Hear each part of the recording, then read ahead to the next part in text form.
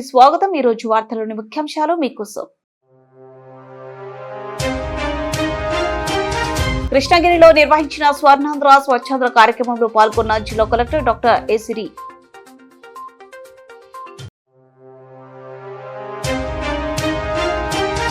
కర్నూలులో హైకోర్టు ఏర్పాటు చేయాలని ఆందోళన నిర్వహించిన న్యాయవాదులు.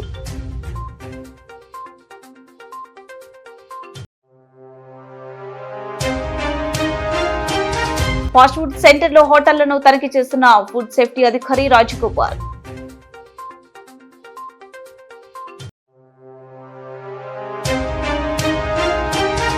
ఆదోనిలో విద్యార్థులపై పోలీసులు దౌర్జన్యానికి వ్యతిరేకంగా కర్నూలులో నిరసన.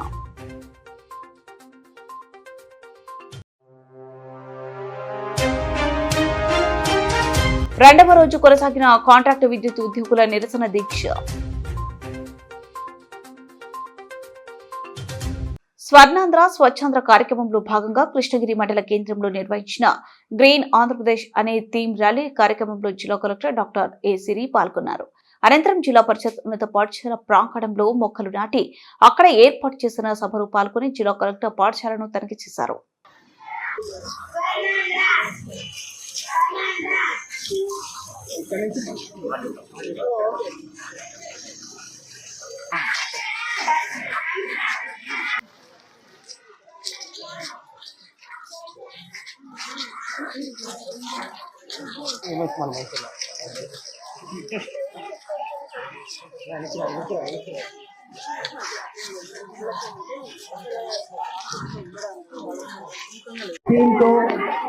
మూడవ శనివారం కార్యక్రమం తెలియజేసుకుంటున్నాం మేడం. తీసుకుంటే మన కర్నూలు జిల్లాలో 7% మాత్రమే చెట్లు కవర్ అయి ఉంది. అది 33% టార్గెట్ అండి. 50% వరకు చెయ్యాలని చెప్పి ప్రభుత్వం నిర్ణయించింది. సో ఇంకా మనం 7%లోనే ఉన్నాం కాబట్టి మొక్కలు నాటడంలో మొక్కలు ఇంకా ఎక్కువగా నాటాలి. ఇదే విషయం మన పీడీ డ్వామా గారికి కూడా చెప్పడం జరిగింది. మెయిన్ గా 5,000 మొక్కలు ఈ సంవత్సరం నాటాము ప్లాంటేషన్ డ్రైవ్ కింద సెప్టెంబర్ లో. ఇంకొక 5,000 మొక్కలు నాటండి అని చెప్పి వారిని కోరడం జరిగింది. ఎందుకంటే కర్నూలు జిల్లాలో సగం వరకు మనకి కరువు ప్రాంతం, డ్రాట్ వచ్చే ప్రాంతం కాబట్టి ముఖ్యంగా మనం ఈ ప్లాంట్స్ మొక్కలు పెంచుకుంటే చాలా వరకు మనం మన ఫ్యూచర్ జనరేషన్స్ కి మంచి వాతావరణం ఇవ్వగలుగుతాము. మీ అందరికీ తెలుసు ఎక్కువ మంది పిల్లలు ఉన్నారు అండ్ ఎక్కువ మంది మహిళలు ఉన్నారు ఇక్కడ. మొక్కలు నాటితే అందరికీ మంచిదండి. పొల్యూషన్ తగ్గుతుంది, గ్రౌండ్ వాటర్ రీఛార్జ్ అవుతుంది. ముఖ్యంగా మనకి ఏదైతే ఆక్సిజన్ మనకి కంపల్సరీ అవసరమో, మనకి కోవిడ్ టైంలో ఆక్సిజన్ కావాలి అని చెప్పి చాలా మంది అనుకున్నాం. ఆక్సిజన్ అనేది చాలా చాలా ఇంపార్టెంట్ వాయువు మనకి. సో ఆక్సిజన్ పెంచే కార్యక్రమం అవుతుంది ఇది. కాబట్టి మొక్కలు అందరూ నాటాలి. నాటిన మొక్కల్ని ఇందాక వక్తలు చెప్పినట్టు దత్తత తీసుకొని దాన్ని బాగా పెంచుకోగలగాలి. అండ్ వాళ్ళకు కూడా మంచి అలవాట్లు నేర్పించాలి. అలాగే మన కొంతమంది ఏం చేస్తున్నారంటే మన ఇంటిని జాగ్రత్తగా చూసుకుంటున్నారు, పైన పడేస్తున్నారు, రోడ్డు మీద చెత్త పడేస్తున్నారు, రోడ్డు మీద ఎలా ఉన్నా పర్లేదు అనుకుంటున్నారు. రోడ్డు మీద మీరు చెత్త పడేసిన తర్వాత అది ఆ సాయిల్ లోకి, మట్టిలోకి చేరి ఎంతో విషవాయువుల్ని, విషపూరితమైన కెమికల్స్ గా మారి రేపు పొద్దున మన పిల్లల కోసం ఆస్తులు మనం దాచుకుంటాం కానీ మనం పిల్లల కోసం మనం అసలు ఆలోచించట్లేదండి. కాబట్టి పెద్దలు ఇక్కడ ఉన్నారు కాబట్టి దయచేసి మన ఫ్యూచర్ జనరేషన్స్ అంటే మన వాళ్ళ మనవాళ్ళు వాళ్ళందరి గురించి కూడా మనం ఆలోచించాలి.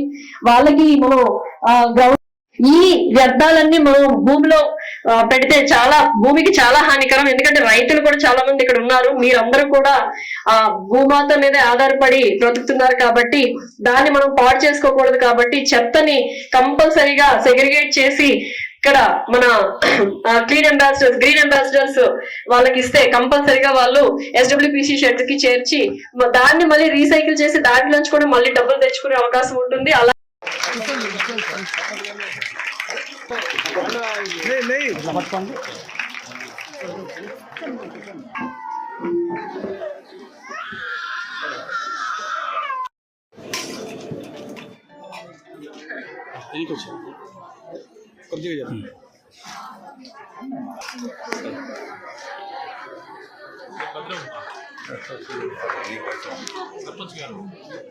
కర్నూలులో హైకోర్టు ఏర్పాటు చేయాలని జిల్లా కోర్టు ఆవరణంలో న్యాయవాదులు ఆందోళన చేశారు.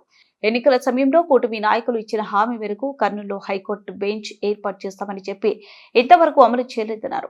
గుంటూరులో రాజధాని ఏర్పాటు చేశారు కాబట్టి కర్నూలులో హైకోర్టు ఏర్పాటు చేయాలని న్యాయవాదులు డిమాండ్ చేశారు.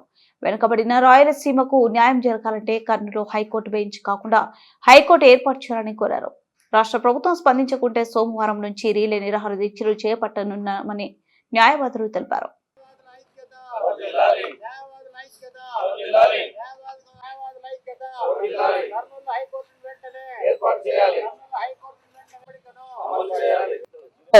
మన సమాజంలో అప్పట్లో ఉండే ఆంధ్ర కానీ రాయలసీమ మధ్య వ్యక్తుల మధ్య పెద్ద మనుషుల మధ్య ఒక ఒప్పందం జరిగింది.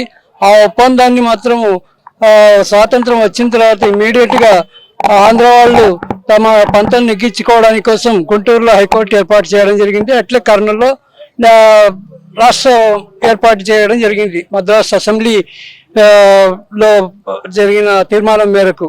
కాకపోతే తర్వాత 1956లో అప్పటి ముఖ్యమంత్రిగా పనిచేస్తూ ఉండిన సంజీవరెడ్డి గారు విశాలాంధ్ర అనే దృక్పథంతో తెలంగాణను కలుపుకొని ముందుకు పోవడం జరిగింది. అక్కడే మనకు పెద్ద అన్యాయం జరిగిపోయింది. యాక్చువల్లీ రాయలసీమకు ఇక్కడి నుంచి ఎట్లా తరలించుకుని పోవాలని కుట్ర ఆంధ్రలో ఉండింది. ఆ విధంగా తెలంగాణను కలుపుకొని విశాలాంధ్ర పేరిట ఆంధ్రప్రదేశ్ పేరిట అప్పుడు చేసుకున్నారు.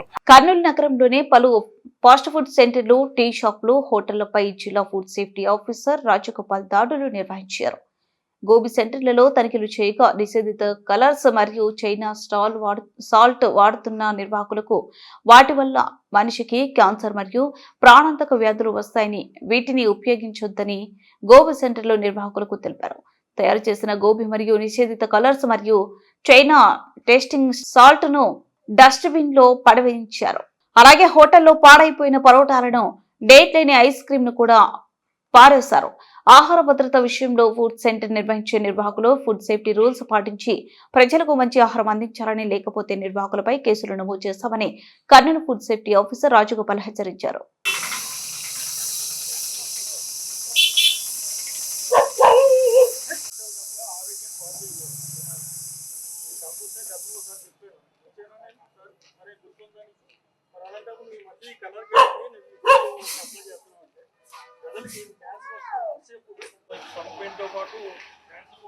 రెగ్యులర్గా తినే వాళ్ళు క్యాన్సర్ వస్తుంది.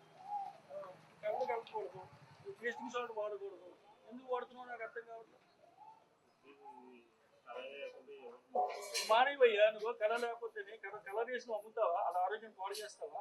వాడు అడిగితే చెప్పు, ఇంజూరియస్ హెల్త్, క్యాన్సర్ వస్తుంది, సార్ వచ్చి చెప్పాడు, చీఫ్ డాక్టర్ వచ్చి చెప్పాడు, కేసు వస్తుంది అని చెప్పు. తింటే అనారోగ్యం అని చెప్పు. మాకు ఇలాంటి కేసులు కర్నూలులో 3 ఉన్నాయి, ఆంధ్రలో 3 కేసులు ఉన్నాయి. మంచూరియా కలర్ కలిపి కేసు, బట్టల కేసు. మంచి హైజీనిక్ ఫుడ్ ప్రజలకి సప్లై చేయాలి. ఏడు ఇష్టం అంటే ఇలాంటి ఫుడ్ పెడితే ప్రజలు ఏం కావాలి? వాళ్ళ ఆరోగ్యం ఏం కావాలి? మేము పెడుతున్నాం కదా, పెట్టలేదంటే ఏంటి? ఎప్పుడు ఇది అంతా చెడిపోయింది. బాబు నువ్వు కేసు రాయమంటావా? అవి స్మెల్ వస్తుంది, కనపట్లేదా?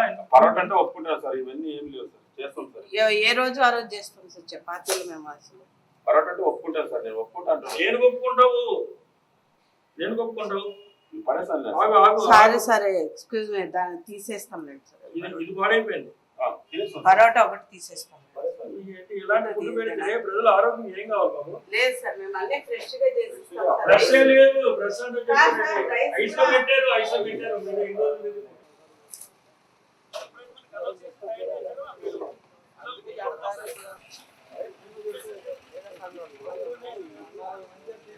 తయారు చేయడం, ఫ్రిడ్జ్ లో పెట్టుకోవడం, పిల్లలు వచ్చి ఇచ్చేయడం. ఆ కలర్స్ ఎప్పుడైతే కలిపాడో అక్కడ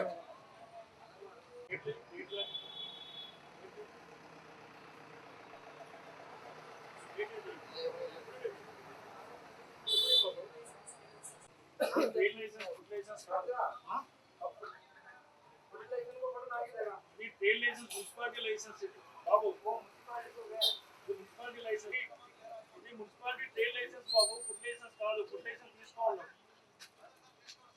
ఫుడ్ లైసెన్స్ తీసుకొని అప్పుడు వ్యాపారం చేయాలి. ఎంప్లాయ్ క్లోజ్ చేయండి. చలో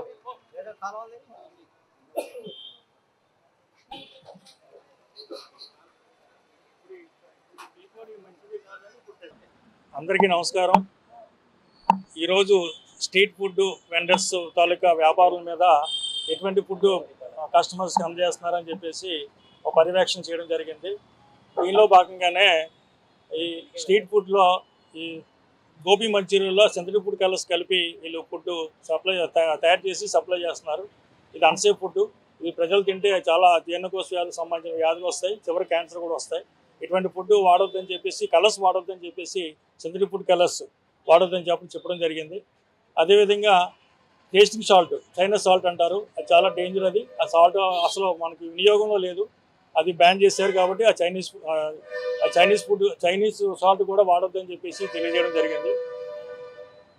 చాలా వరకు ఐస్ క్రీమ్స్ కూడా చూసాము, అది మ్యానుఫ్యాక్చరింగ్ డేట్ లేవు, ఎక్స్పైరీ యూజ్ బిఫోర్ డేట్ లేదు, ఎప్పుడో తయారు చేసి ఫ్రిడ్జ్లో పెట్టి వాళ్ళు అమ్ముతున్నారు. అవన్నీ కూడా డిస్ట్రాయ్ చేయడం జరిగింది. రోడ్ సైడ్ ఈ పెట్టి వెండర్స్ చాలా వరకు ఈ కలర్స్ వాడటం వల్ల ప్రజలు అనారోగ్య పరిస్థితులు ఏర్పడుతున్నాయి. మన కర్నూలు జిల్లా కలెక్టర్ గారి ఆదేశాల ప్రకారంగా ఈ స్ట్రీట్ ఫుడ్ వెండర్స్ మీద, అలాగే హోటల్స్ మీద కూడా దాడి చేయడం జరుగుతుంది. చాలా హోటల్స్ మీద ఈ గోబీ మంచూరియాలో ఫుడ్ కలర్స్ కలిపి వ్యాపారం తయారు చేయడం వల్ల వారి ఒక స్థానిక కోర్టులో క్రిమినల్ కేసులు కూడా ఫైల్ చేయడం జరుగుతుంది. వీళ్ళ అవేర్నెస్ ప్రోగ్రామ్ కింద వీళ్ళందరికీ కూడా స్ట్రీట్ వెండర్స్ కూడా చెప్పడం జరుగుతుంది.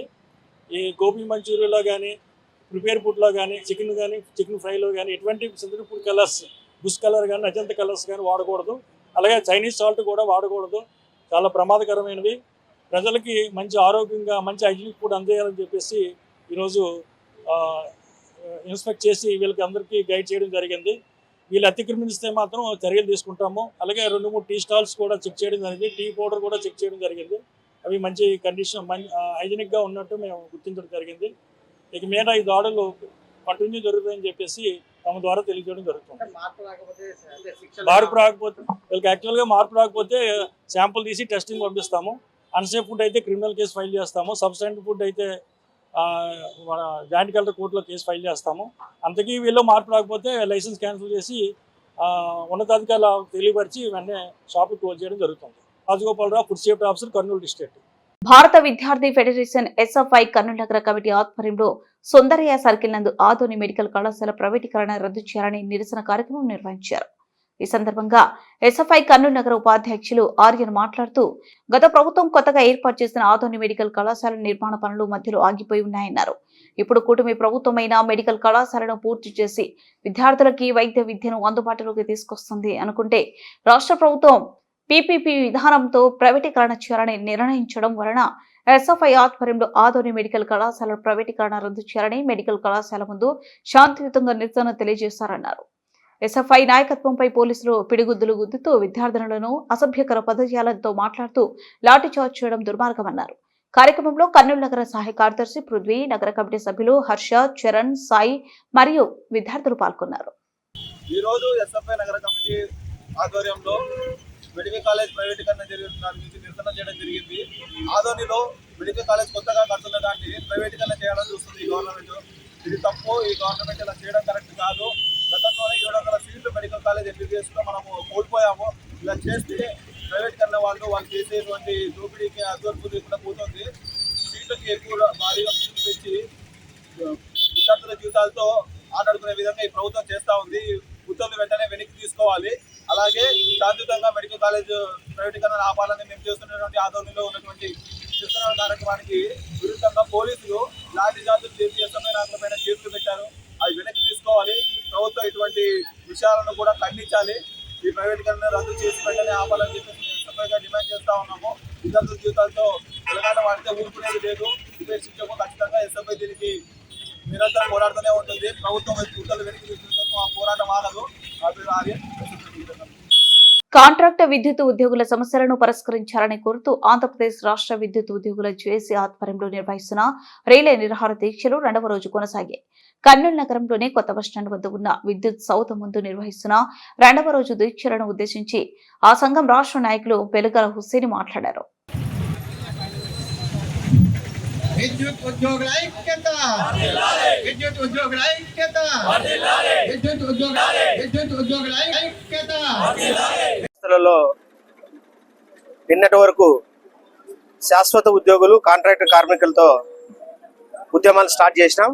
ఈరోజు రిటైర్డ్ ఉద్యోగులుగా మద్దతు తెలపడం వలన మరి సుమారు 81,000 మంది విద్యుత్ ఉద్యోగుల సమస్యల మీద విద్యుత్ సంస్థలు పనిచేస్తున్నటువంటి 23 సంఘాలు కలిసి జేఏసీగా ఏర్పడి మరి దఫాలుగా ఈ దీర్ఘకాలిక అపరిష్కృతంగా ఉన్న సమస్యలను పరిష్కరించాడని వినతి పత్రం ఇవ్వడం జరిగింది. కానీ మేనేజ్మెంట్ మొండి వైఖరి వల్లనే ఈరోజు ఈ పరిస్థితి వచ్చింది. 23 సంఘాల జేఏసీ సమ్మె నోటీసు ఇవ్వడానికి కారణం మేనేజ్మెంట్ మొండి వైఖరే. కాబట్టి ఇప్పటికైనా మమ్మల్ని పిలిచి మా న్యాయమైన డిమాండ్ల మీద పరిష్కరిస్తే మేము పునరాలోచన చేసే పరిస్థితిలో ఉన్నాం. కాబట్టి దయచేసి మావి న్యాయమైన కోరికలే.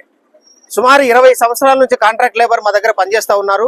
మరి బయట చేసే కాంట్రాక్ట్ లేబర్కి మా లేబర్కి మరి చాలా వ్యత్యాసం ఉంటుంది. ఎందుకంటే మొదటగా మీడియా మిత్రులకు నమస్కారాలు. మేము గత 6 రోజులుగా ఈ దీక్షలు చేస్తున్నాము. దీనికి సంఘీభావంగా అనేక మంది ఎంప్లాయీస్ ప్లస్ రిటైర్డ్ ఎంప్లాయీస్ మీ అసోసియేషన్లు యూనియన్లు మాకు సంఘీభావం తెలుపుతున్నారు. మేము ఈ 6 రోజులుగా చేసిన దీక్షలు కోరికలు తీర్చరానివి కాదు. ఆ కోరికలు మా న్యాయమైనవి, మాకు ఖచ్చితంగా ఇవ్వాల్సిన కోరికలనే తీర్చమని అడుగుతున్నాము. ఇందులో రెగ్యులర్ కాంట్రాక్ట్ లేబర్లని పర్మనెంట్ చేయాలని, వాళ్ళకి సమాన పనికి సమాన వేతనం ఇవ్వాలని అడుగుతున్నాము. అలాగే ఈపీఎఫ్ టు జీపీఎఫ్ గవర్నమెంట్ లో 2004 ఆగస్టు వరకు జీపీఎఫ్ అమలు చేస్తున్నారు. కానీ మా డిపార్ట్మెంట్ లో ఫిబ్రవరి 99 వరకే అమలు చేశారు. దాన్ని గవర్నమెంట్ తో సమానంగా మాకు వాళ్ళకు కూడా అది ఇవ్వాలని కోరుతున్నాము. అలాగే ఈపీఎఫ్ వాళ్ళు జాబ్ చేస్తూ రిటైర్ అయినారంటే వాళ్ళకు పెన్షన్ 3,000, 4,000 ఆ రేంజ్ లో వస్తున్నాయి. వాళ్ళు జీతాలు తీసుకొని సడన్ గా 4,000, 5,000 తీసుకోవాలంటే వాళ్ళకి చాలా ఇబ్బందికరమైన పరిస్థితి ఉంది. అలాగే జేఎల్ఎం గ్రేడ్ మా దాంట్లో దగ్గర 7,500 మంది జేఎల్ఎం గ్రేడ్ జాయిన్ అయ్యి వాళ్ళలో దగ్గర వాల్మీకులను ఎస్సీలుగా గుర్తించాలని కర్నూలు వాల్మీకి జేఏసీ నాయకులు డిమాండ్ చేశారు. వాల్మీకి జయంతి వేడుకలకు సంబంధించి సన్నాహక సభను జిల్లా పరిషత్ సమావేశ మందిరంలో నిర్వహించారు. ఈ కార్యక్రమంలో జిల్లా వ్యాప్తంగా ఉన్న వాల్మీకులు ఈ కార్యక్రమంలో పాల్గొన్నారు. ప్రభుత్వాలు మారిన వాల్మీకులకు న్యాయం జరగలేదని వెంటనే వాల్మీకులను ఎస్పీలుగా గుర్తించాలని వారు కోరారు. కర్నూలు నగరంలోనే శ్రీకృష్ణ దేవరాయలు కొడలి వద్ద వాల్మీకి విగ్రహంపై వివాదాలు చోటు చేసుకోవడం తగదని, ఉన్న విగ్రహం యథాతథంగా ఉండాలని వాల్మీకి నాయకులు డిమాండ్ చేశారు. విషయంపై మేయర్ బివై రామయ్య విగ్రహం తీసడం సరికాదన్నారు. బివై రామయ్య వెంటనే క్షమాపణ చెప్పాలని బేతం కృష్ణుడు తెలిపారు. విగ్రహం ఏర్పాటుకు జిల్లాలోని అందరూ నాయకులు, ఎమ్మెల్యేలు సహకరిస్తున్నారన్నారు. నాయకులను అందరిని పిలుచుకొని మాట్లాడడం జరిగింది, చర్చించడం జరిగింది. భవిష్యత్ కార్యాచరణ 7వ తారీఖున కర్నూలు నగరంలో వాల్మీకి జయంతి ఉత్సవాలు రాష్ట్ర పండుగను కర్నూలులో నిర్వహించాలని చెప్పే ఉద్దేశంతో ఈ కార్యక్రమం నిర్వహించడం జరిగింది. అదేవిధంగా గౌరీగోపాల్ సెంటర్లో వాల్మీకి విగ్రహ ఆవిష్కరణ చేయాలని చెప్పి 7వ తారీఖున నిర్ణయించుకున్నాం. ఆ వాల్మీకి విగ్రహానికి కొన్ని దుష్టశక్తులు ఆ విగ్రహం కాకుండా కాంస్య విగ్రహం పెట్టాలని చెప్పి ప్రయత్నాలు చేసి విగ్రహాన్ని వేరే చోటుకి తరలించడం జరిగింది. మళ్ళీ వాల్మీకులు తీసుకొచ్చి అదే స్థానంలో వాల్మీకి గారిని ప్రతిష్ఠించడం జరిగింది. ఇటువంటి కార్యక్రమాలన్నీ బివై రామయ్య సిగ్గుండాల వాల్మీకి వేయండి, ఈరోజు వాల్మీకి విగ్రహాన్ని తొలగించే ధైర్యం చేసినావు. నువ్వు దయచేసి చెప్తా ఉన్నా, నువ్వు వాల్మీకి జాతికి క్షమాపణ చెప్పాలా, లేని పక్షంలో నువ్వు జాతి బహిష్కరణ గురవుతావని చెప్పి హెచ్చరిస్తూ, ఇంకొక విషయం కూడా, విగ్రహాన్ని మార్చాలని ప్రయత్నం చేస్తే వాల్మీకుల ఆగ్రహానికి గురవుతావని చెప్పి తెలియజేస్తూ, ఈరోజు ఎస్టీ రిజర్వేషన్ కోసం దశల వారీగా ఆందోళన నిర్వహించాలని చెప్పి జాయింట్ యాక్షన్ కమిటీ ఆధ్వర్యంలో వాల్మీకి జేఏసీ మన జిల్లా లెవెల్లో ఏర్పాటు జరిగింది. ఈ జేఏసీల ముఖ్య ఉద్దేశం ఏమంటే ఎస్టీ సాధన గురించి. ఎస్టీ సాధన తర్వాత ఇక్కడ విగ్రహం పెట్టినాము. ఒకటి మేమే పెట్టింది కూడా మేమే విగ్రహము మన గౌరీగోపాల్ హాస్పిటల్ దగ్గర పెట్టినాము. పెట్టిన తర్వాత దాన్ని తొలగించడం జరిగింది. అటు నుండి తొలగించిన తర్వాత మళ్ళీ మన వాల్మీకి నాయకులు మేము అందరం కలిసి మళ్ళీ అక్కడ పెట్టడం జరిగింది. అయినా మరలా దాన్ని తొలగించి వేరే విగ్రహం పెట్టాలని మన మేయర్ గారు రామయ్య గారు, వాళ్ళ వెనక టీజీ వెంకటేష్, టీజీ భారత్ కూడా ఉన్నారని మాకు తెలిసింది. కాబట్టి దయచేసి వాల్మీకుల జోలికి అయితే రావద్దు. వాల్మీకుల జోలికి వస్తే మాత్రం చాలా సీరియస్గా ఉంటుంది.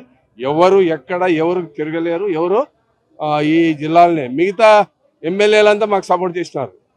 ఒక్క బివై రామయ్య మాత్రమే మాకు ఒక జాతిలో ఉండి కూడా అతను ద్రోహం చేసినాడు. మిగతా మాకు ఇప్పుడు 7 నియోజకవర్గాలు ఉన్నటువంటి ఎమ్మెల్యేలంతా మాకు సపోర్ట్ చేసినారు. ఆయన మాత్రమే అట్లా చేసినాడు, జాతికి ద్రోహం చేసినాడు. అది చాలా తప్పు. కాబట్టి దయచేసి అది విరమించుకోవాలని నేను కోరుకుంటున్నాను. Thank you. నా పేరు వేదం కృష్ణుడు, ప్రస్తుతం జిల్లా ఉపాధ్యక్షుడు ఉండ జేఏసీ వాల్మీకి జేఏసీ. అందరము ఈరోజు జిల్లా నుంచి వచ్చినటువంటి నాయకుల ద్వారా కార్యక్రమం ఏర్పాటు చేయడం జరిగింది. ఈ కార్యక్రమంలో యువత ముందు ఉండి ఆ రోజు విగ్రహాన్ని ప్రతిష్ఠించిన తర్వాత మేయర్ గారు ఎవరికి తెలియపరచకుండా, ఏ సంఘాన్ని సంప్రదించకుండా శాసనసభలో నిన్నటి దినము పాస్ చేసిన 13 గంటల పని విధానాన్ని తక్షణమే రద్దు చేయాలని సిఐటియు నగర అధ్యక్ష కార్యదర్శులు నగేష్ నరసింహులు ఒక ప్రకటనలో డిమాండ్ చేశారు. రాష్ట్రంలోని కార్మికులందరూ కూటమి ప్రభుత్వానికి అధికారం ఇచ్చింది. 8 గంటల పని విధానాన్ని 13 గంటలకు పెంచడానికి మహిళా కార్మికులందరూ రాత్రి డ్యూటీ కావాలని కూటమికి ఓటేశారా అని ప్రశ్నించారు. మేము అధికారంలోకి వస్తే పని భారం తగ్గిస్తాము, కార్మికులు ఉద్యోగుల సమస్యలు పరిష్కరిస్తామని చెప్పిన తెలుగుదేశం, బీజేపీ, జనసేన కూటమి ఈ రోజు అధికారంలోకి వచ్చాక కేంద్రంలో అధికారంలో ఉన్న బీజేపీ ముప్పు కోసం రాష్ట్రంలో ఉన్న కార్మికులను, ఉద్యోగులను యజమానులకు బలి ఇస్తున్నారని వారు విమర్శించారు. తక్షణమే పని గంటలు వెనక్కి తీసుకోకపోతే పెద్ద ఎత్తున ఉద్యమిస్తామని వారు తెలియజేశారు. వెంటనే కూటమి ప్రభుత్వం తీసుకొచ్చినటువంటి 13 గంటల పని విధానాన్ని రద్దు చేయాలా? రద్దు చేయకపోతే మాత్రం రాష్ట్ర వ్యాప్తంగా ఉన్నటువంటి కార్మికులందరూ కూడా ఈ కూటమి ప్రభుత్వం పైన తిరగబడేటటువంటి పరిస్థితి వస్తుందని చెప్పేసి ఈ సందర్భంగా తెలియజేస్తున్నాం. 8 గంటల పని విధానం చట్ట ప్రకారం ఉంటేనే 10 గంటలు 13 గంటలు పని చేయించుకుంటున్నారు. ఇప్పుడు ఏకంగా దొంగల చేతికి తాళం ఇచ్చినట్లు 13 గంటల పని విధానానికి రాష్ట్ర కేబినెట్, రాష్ట్ర అసెంబ్లీనే ఆమోదం తెలిపితే రేపు రాబోయే కాలంలోన కార్మికులందరూ కూడా జీవోత్సవాలుగా మరి మర మనుషులుగా మారేటటువంటి పరిస్థితి ఏర్పడుతుంది. మనిషి అంటే కనీసం రోజులో కనీసం ఆయన శారీరకంగా దృఢంగా ఉండాలి అంటే, ఆరోగ్యంగా ఉండాలి అంటే కనీసం రోజుకి 8 గంటలు మాత్రమే పని చేయాలని చెప్పేసి శాస్త్రవేత్తలందరూ కూడా చెప్తుంటే, దానికి భిన్నంగా మళ్ళీ ఈ రోజు పనిని పెంచి బాబు 7 రోజుల పని అంటే వారంలో 6 రోజులు పని పెడుతున్నారు, 6 రోజులు కాదు 5 రోజులు కుదించండి అని చెప్పేసి మరి ప్రపంచ వ్యాప్తంగా అనేక మంది మేధావులు చెప్తా ఉంటే, ఈ రోజు దానికి భిన్నంగా రాష్ట్రంలో ఉన్నటువంటి బడా కార్పొరేట్లకు లేదా కార్మికులందరినీ కార్పొరేట్ ప్రైవేట్ కంపెనీలకు మరి జీవోత్సవాలుగా మార్చడానికి ఈ రోజు కూటమి ప్రభుత్వం కుట్ర చేసింది. కాబట్టి ఈ కుట్రకు కార్మికుల్ని బలిస్తుంది. కార్మికులు వేసినటువంటి ఓట్లతోని, కష్టజీవులు వేసేటటువంటి ఓట్లతోని అధికారంలోకి వచ్చినటువంటి కూటమి ప్రభుత్వం ఈ రోజు వాళ్ళపైనే 10 గంటల భారాన్ని పెంచింది. కాబట్టి కూటమి ప్రభుత్వం మీరు కనుక 10 గంటల యొక్క 13 గంటల పని విధానం జీవోని కనుక రద్దు చేయకపోతే రాబోయే కాలంలో మీకు గడియలు దగ్గర పడతాయని చెప్పేసి ఈ సందర్భంగా సిఐటియు నగర కమిటీగా మేము డిమాండ్ చేస్తున్నాం. నా పేరు నగేష్, సిఐటియు నగర అధ్యక్షుడు.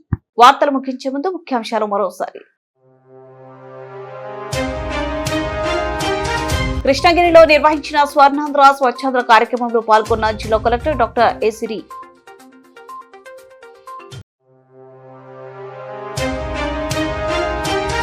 కర్నూలులో హైకోర్టు ఏర్పాటు చేయాలని ఆందోళన నిర్వహించిన న్యాయవాదులు.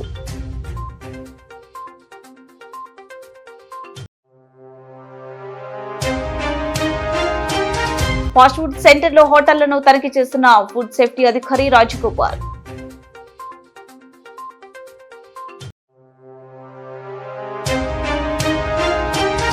ఆదోనిలో విద్యార్థులపై పోలీసులు దౌర్జన్యానికి వ్యతిరేకంగా కర్నూలులో నిరసన.